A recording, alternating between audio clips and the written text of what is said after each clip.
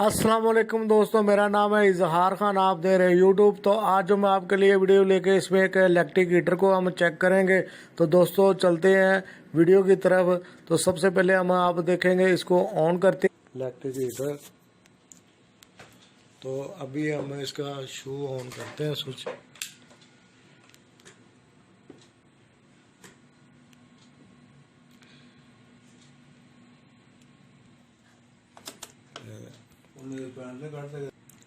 हाँ तो दोस्तों इसको मैं ऑन करता हूँ। तो ये देखेंगे ना, इसमें फ़ैन ना आपको नज़र आ रहा और बैक साइड पे इस पे एक स्प्रिंग है।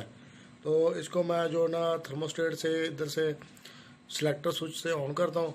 तो ये इसमें देख सकते हैं, ये 0 पे पावर ऑफ है। इधर फ़ैन है, उसके आगे जो है ना एक स्प्रिंग चलता है, दूसरा स्प्रिंग चलता है। तो अभी मैं इसको पहले फ़ैन पे चलाता हूँ। तो ये देखेंगे फ़ैन नहीं ऑन हो रहा। तो इसका जो है ना थर्मोस्टेट इसी से बंद करवा देगा ओवरलोड। तो अभी मैं स्प्रिंग चलाता हूँ।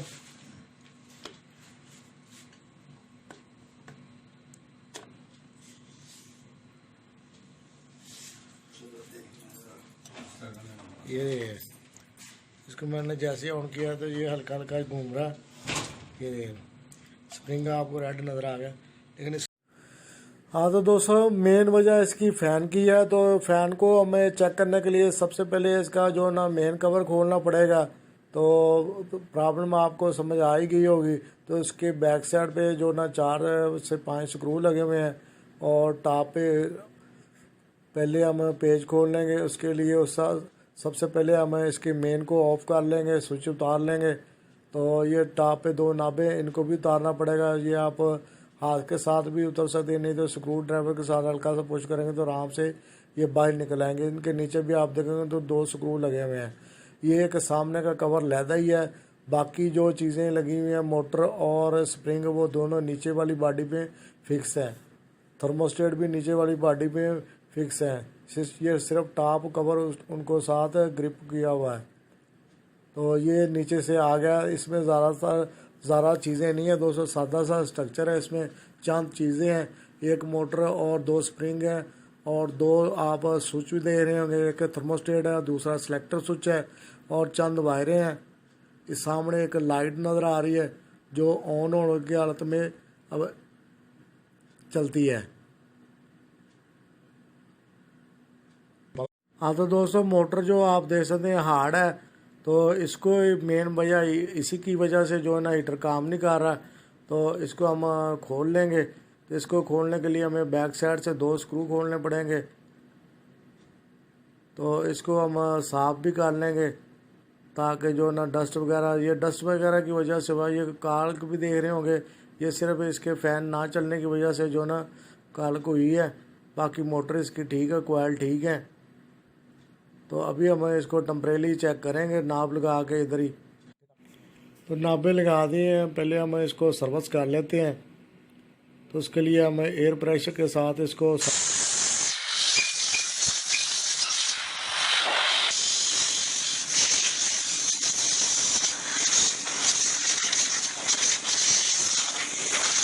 दोस्तों साफ़ हो चुका है। मट्टी के तेल के साथ फैन ब्लेडों को साफ कर लेंगे। ये आप देख रहे होंगे इन पर काफ़ी ज़्यादा जंग लगा हुआ है। जंग पर लगने की वजह से भी वेट बढ़ जाता है।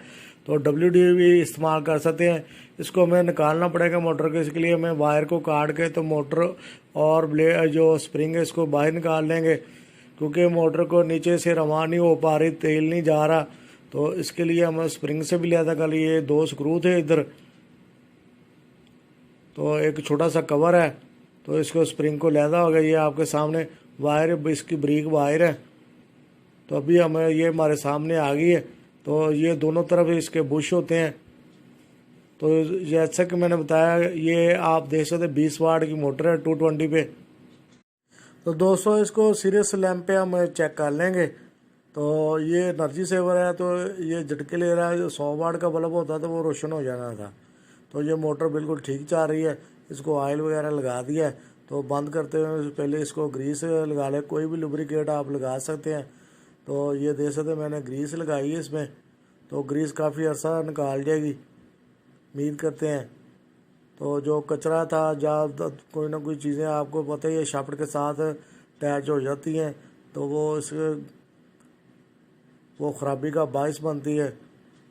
तो स्प्रिंग को भी लगाते हुए आपने देखना डैमेज ना होने पाए।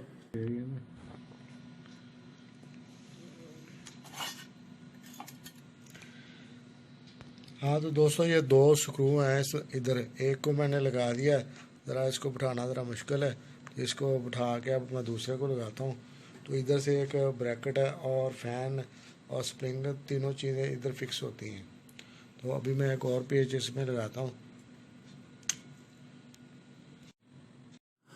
हाँ तो दोस्तों एक पेज लग चुका है, दूसरे को भी जुला के लगाना पड़ रहा है सामने ला के। तो ये दोस्तों अभी फिट हो चुका है। तो अभी हमें जो वायरें काटी थी उनको दोबारा लगाते हैं, उसके बाद हम इसको ओपनली चेक करेंगे। तो वायर को आपने जोड़ को अच्छे तरीके से लगाना ताकि फ़ैन और स्प्रिंग के साथ ना अटैच हो। हाँ तो जोड़ लगा दिए हमने जहाँ से काटे थे। तो अभी इसको जो है ना ओपनली चेक करते हैं।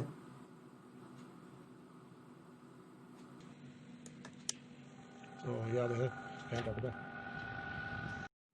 दोस्तों फैन चेक हो चुका है, अभी हम हीटर को भी ऑन कर देते हैं। मैं आपको बता दूं बाज़ हीटरों में जो होता है ना वो सिर्फ स्प्रिंग थर्मोस्टेट के थ्रू ऑन होते हैं। इसमें जो है ना दोनों चीज़ें हैं, फैन भी थर्मोस्टेट के थ्रू ऑन होता है।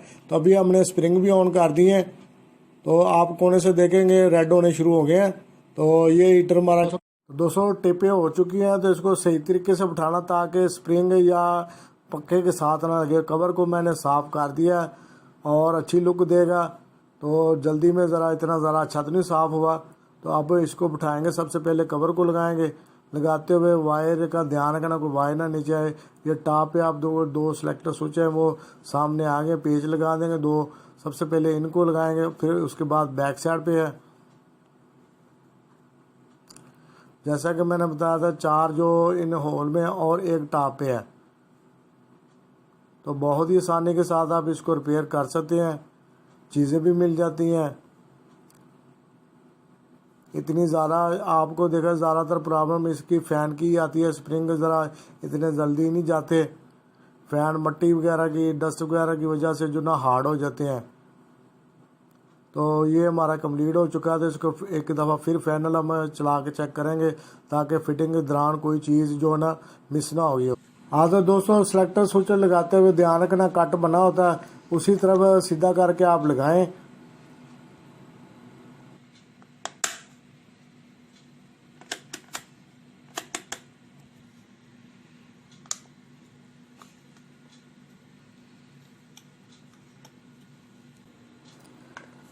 हाँ तो दोस्तों हम शू लगा के एक दफ़ा फैनल इसको चेक कर।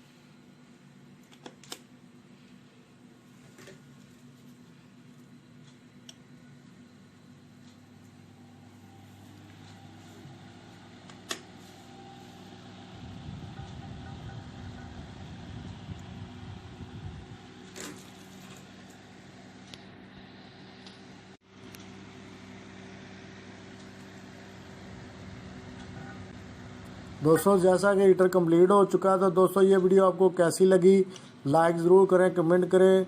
तो मिलेंगे नेक्स्ट वीडियो में, तब तक के लिए अल्लाह हाफिज़।